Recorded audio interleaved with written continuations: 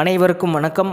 7ஆம் வகுப்பு கணக்கு 3ஆம் பருவம் இயல் 1 எண்ணியல் பாடப்பகுதியில் எடுத்துக்காட்டு 5வது கணக்கிற்கான விடையினை இந்த வீடியோவில் பார்க்கலாம். Welcome to Mani math board. 0.16 மற்றும் 0.77 தசம அட்டவணை முறையை பயன்படுத்தி கூட்டுக. தசம எண்களின் கூட்டல் மற்றும் கழித்தலை இந்த பாடத்தில் ஒரு 3 முறையை பயன்படுத்தி செய்யலாம் அப்படின்னு கொடுத்துருக்காங்க. முதல் முறை தசம அட்டவணை, இரண்டாவது பரப்பளவு முறை, மூன்றாவது முறை தசம எண்களின் இடமதிப்பு அட்டவணை முறை. இந்த 3 முறைகளில் செய்யலாம். ஆனால் இந்த கணக்கை தசம அட்டவணை முறையை பயன்படுத்தி தான் கூட்ட சொல்லியிருக்காங்க.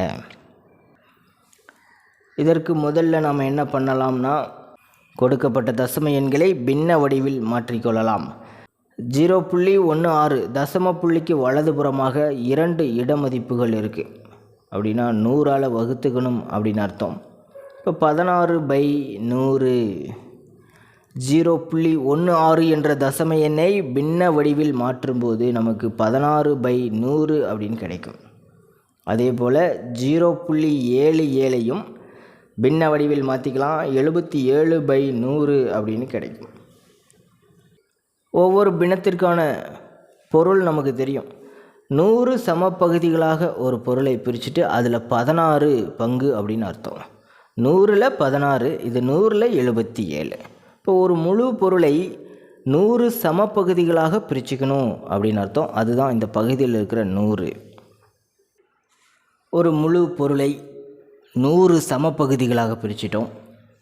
இப்போ முதல் தசம எண் அதனுடைய பின்ன வடிவம் 16/100. ஸோ 16 கட்டங்களுக்கு நம்ம கலர் பண்ணிக்கலாம். 16 சம பகுதிகளுக்கு நம்ம வண்ணம் தீட்டிட்டோம். அடுத்தது 0.77 என்ற தசம எண்ணின் பின்ன வடிவம் 77/100. இப்போ மீண்டும் ஒரு 77 பகுதிகளுக்கு வண்ணம் தீட்டிக்கொள்ளலாம். அடுத்த 77 பகுதிகளுக்கும் நம்ம வண்ணம் பண்ணிட்டோம். இப்போ மொத்தமாக எத்தனை பகுதிகளுக்கு வண்ணம் தீட்டியிருக்கோம் அப்படின்னு பார்க்கலாம். 100 சம பகுதிகளுக்கு 93 பகுதிகள் நம்ம வண்ணம் தீட்டியிருக்கோம்.